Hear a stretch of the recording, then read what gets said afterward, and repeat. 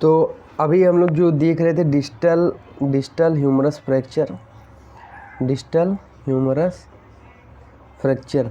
तो बेसिकली जब जिसे हम लोग इसमें ट्रीटमेंट की बात कर रहे थे, तो सबसे पहले जो डिस्टल ह्यूमरस फ्रैक्चर होता है, इसका मैंने एक वीडियो बना दिया है, दूसरा वीडियो है। इसमें बेसिकली क्या होता है, हम लोग क्रॉस रिडक्शन करते हैं, क्रॉस रिडक्शन। अब क्रॉस रिडक्शन का मतलब इसमें हम लोग कैसा करते हैं, लेटरली करते हैं। लेटरली मतलब क्या है, इसमें हम लोग एक क्रॉस रिडक्शन करते हैं।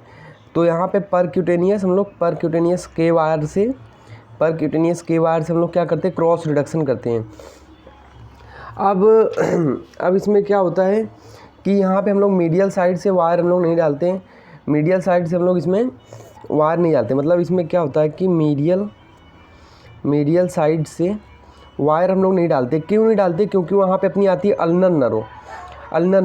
याद रखना, जो अल्नर नर्व होती है ना, बहुत ही ज़्यादा सुपरफिशियल होती है अल्नर नर्व। तो आप इसका डैमेज होने का चांस रहता है।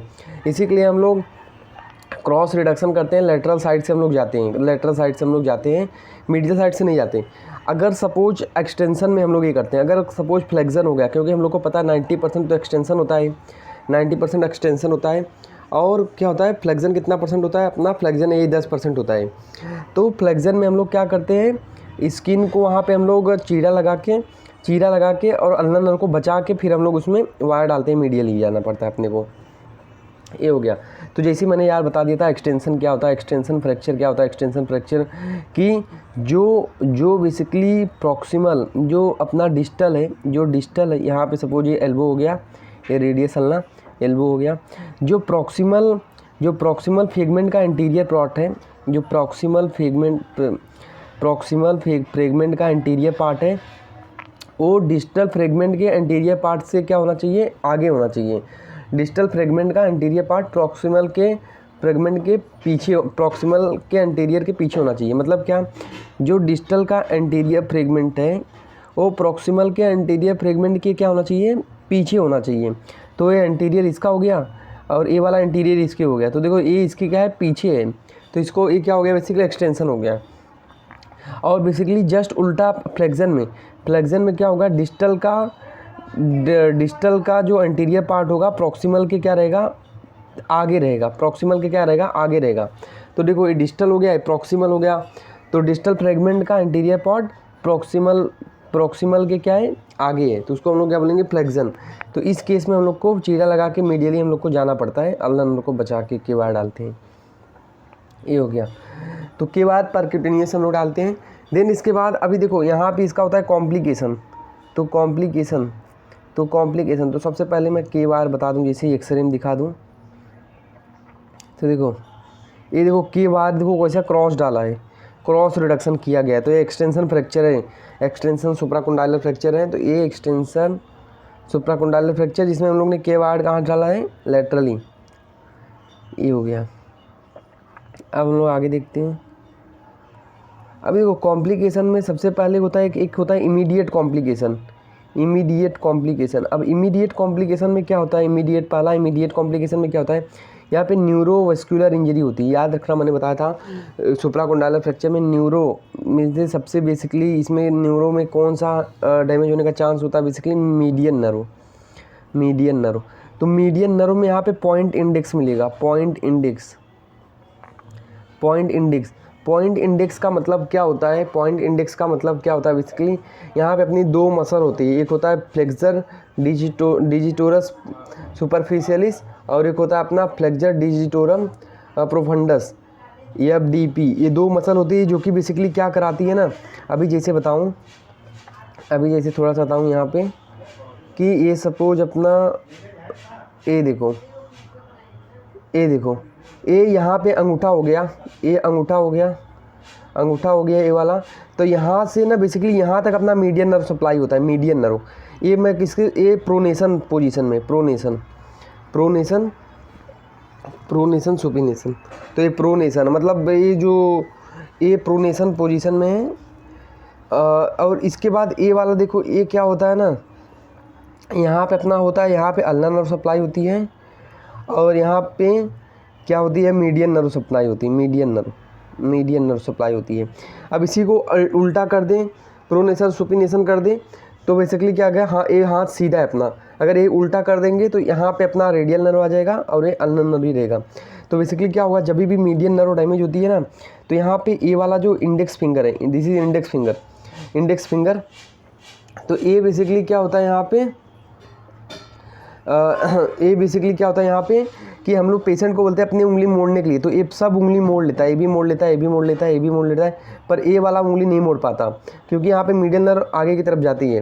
तो यहाँ पे मीडियन नर्व इंजरी हो जाती है, अगर वो मोड़ ना पाए तो मतलब उसको क्या है, मीडियन नर्व इंजरी हो चुकी है उसको। तो इसी को हम लोग बोलते हैं क्या, पॉइंटिंग इंडेक्स। तो मीडियन नर्व इंजरी हम लोग को यहाँ पर देखने को मिलता है उसके कॉम्प्लिकेशन में, इमीडिएट कॉम्प्लिकेशन में। दूसरा, आर्टरी कौन सा डैमेज होने का चांस होता है, आर्टरी, तो यहाँ पे ब्रेकियल आर्टरी डैमेज होने का। यार अभी जिसे अपने को पता होना चाहिए थोड़ा सा कि सपोज अगर मैं यहाँ पे लेता हूँ सब क्लेवियन, तो सब क्लेवियन आर्टरी आगे जाके बन जाती है अपनी एक्सिलरी आर्टरी, आगे जाके ये एक्सिलरी आर्टरी ये बन जाती है ब्रेकियल आर्टरी, और यहाँ पे उसके बाद ये अपना, इसको थोड़ा सा बताऊँ तो रेडियल अल्नर आर्टरी और ये रेडियल आर्टरी। तो ये अपने को थोड़ा सा, और ये एल्बो जॉइंट यहाँ पे, तो ये थोड़ों को पता होना चाहिए। और यहाँ पे एंटीरियर इंट्रोसियस और पोस्टीरियर इंट्रोसियस आर्टरी भी निकलती है, ये अपने को पता होना चाहिए थोड़ा सा। देन इसके बाद ये मीडियन नर्व हो गया। और कभी कभी क्या होता है, रेडियल नर्व डैमेज होता है, तो रेडियल नर्व डैमेज होगा तो उसमें अपने को क्या मिलता है, रिस्ट ड्रॉप। तो रेडियल नर्व अगर डैमेज होता है तो क्या मिलता है, रिस्ट ड्रॉप मिलता है, रिस्ट ड्रॉप मिलता है अपने को। तो जैसे बताऊँ यहाँ पे रिस्ट ड्रॉप, तो देखो ये अपने को रिस्ट ड्रॉप, तो ये बेसिकली कौन से नर्व की इंजरी है, रेडियल नर्व इंजरी, ये हो गया। देन इसके बाद हम लोग आगे थोड़ा सा देखते हैं। तो यार देखो, ये जो ऑर्थोपेडिक है ये तभी समझेगा जब थोड़ा सा हम लोग को एनाटॉमी आएगा। अगर एनाटॉमी नहीं आएगा तो कोई मतलब नहीं है। एनाटॉमी का मतलब थोड़ा से बोन, थोड़ा सा आर्टरी, नर्व वगैरह थोड़ी सी जानकारी अपने को होनी चाहिए। उसके बाद अभी हम लोग इमीडिएट कॉम्प्लिकेशन, अभी हम लोग देखते, इमीडिएट इन द सेंस कि वो तुरंत आया। अब दूसरा अर्ली कॉम्प्लिकेशन जो 2 से 3 दिन में आते हैं, 1 हफ्ते के आसपास में आते हैं, तो इमीडिएट कॉम्प्लिकेशन इसमें हम लोग को मिलता है ना, कंपार्टमेंट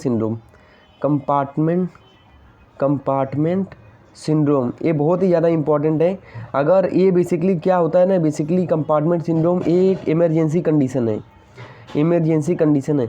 अगर किसी बंदे को कंपार्टमेंट सिंड्रोम 3 से 4 घंटा हो चुका है तो उसका हाथ क्या होता है, काटना पड़ता है। अगर 3 से 4 घंटा हो गया अगर उसको कंपार्टमेंट सिंड्रोम को, इसी के लिए हम लोग के पास 3 से 4 घंटा होता है, और जितने जल्दी हो सके उतना जल्दी इसको हम लोग करते हैं।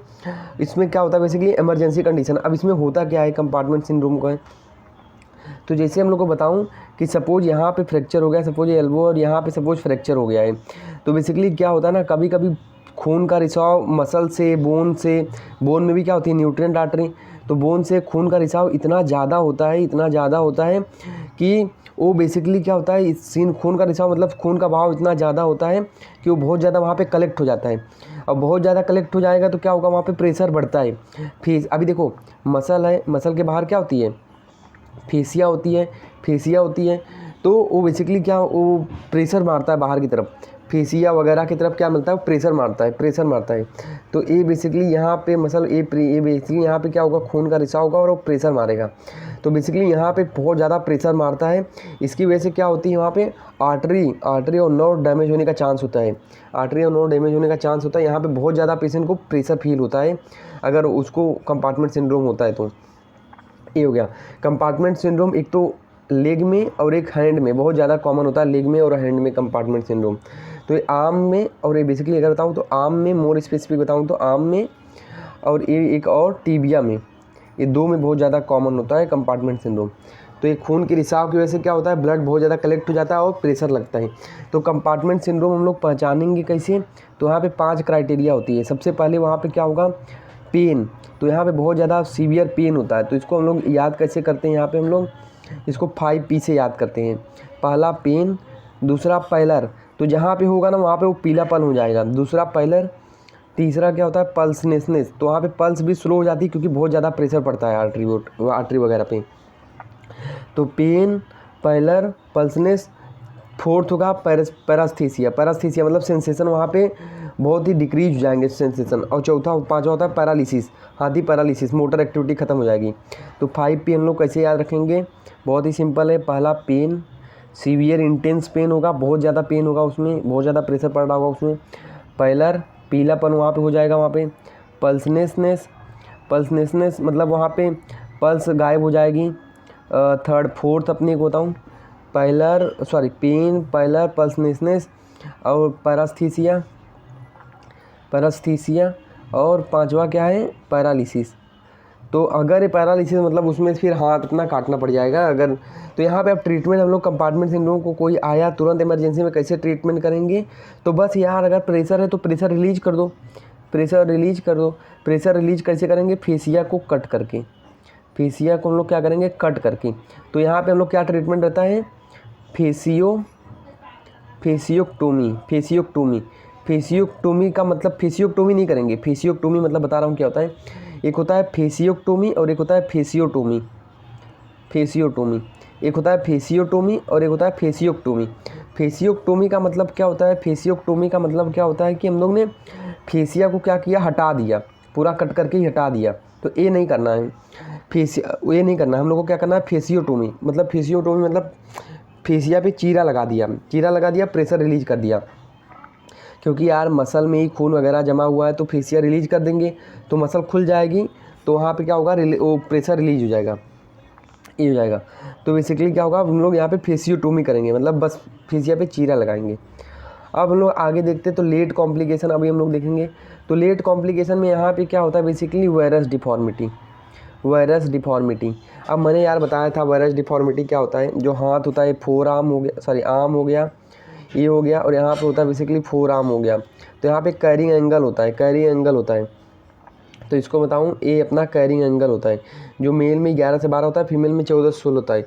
तो अगर कैरिंग एंगल इंक्रीज हो जाए तो क्या है, वल्गस है। कैरिंग एंगल डिक्रीज हो जाए तो क्या है, वायरस है। ये कभी होगा, वायरस कभी होगा, डिफॉर्मिटी, लेट डिफॉर्मिटी में वायरस होता है। क्यों भी होगा, जब वो ट्रीटमेंट अच्छे से ना लिया हो, ट्रीटमेंट अच्छे से ना लिया हो, तो वहाँ पे जॉइंट जुड़ता है, सॉरी वो फ्रैक्चर जुड़ता है पर अच्छे से नहीं जुड़ता। तो देखो ये क्या हो गया, बेसिकली वायरस हो गया। वायरस का मतलब क्या होता है, बेसिकली फ्रैक्चर का निचला फ्रैक्चर का निचला पोर्शन, फ्रैक्चर का निचला पोर्शन हम लोग ने पढ़ा था। जॉइंट से नीचे वाला पोर्शन मिड लाइन के नज़दीक आना, जॉइंट के नीचे का पोर्शन मिड लाइन के नज़दीक आना, उसको हम लोग क्या बोलते हैं, वायरस।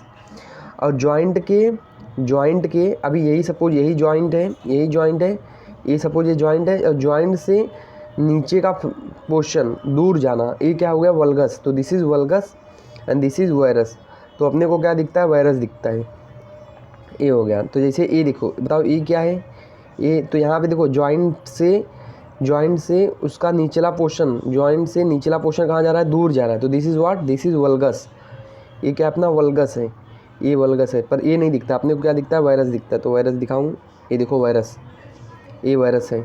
तो देखो जॉइंट से निचला पोर्शन मिड लाइन के नज़दीक आना, तो दिस इज मिड लाइन के नज़दीक आना, ये अपनी मिड लाइन हो गया। तो मिड लाइन के नज़दीक आना, और यहाँ से देखो मिड लाइन के दूर जा रही थी, ये देखो इस लेडी में देखेंगे तो देखो ये मिड लाइन हो गया, दिस इज़ मिड लाइन, ये मिड लाइन, और ये मिड लाइन से दूर जाना। अब देखो अभी हम लोग को देख लो, आगे देखते हैं। अभी ये तो हम लोग ने सब देख लिया। तो this is all about the distal humerus fracture. तो हम लोग ने ऑलमोस्ट सब चीज़ देख ली है। अब इसके बाद हम लोग नेक्स्ट में बात करेंगे, ये ह्यूमरस ख़त्म कर देंगे, नेक्स्ट में ह्यूमरस फ्रैक्चर ख़त्म करके हम लोग ओस्टियोमाइलाइटिस पे आएंगे थोड़ा सा।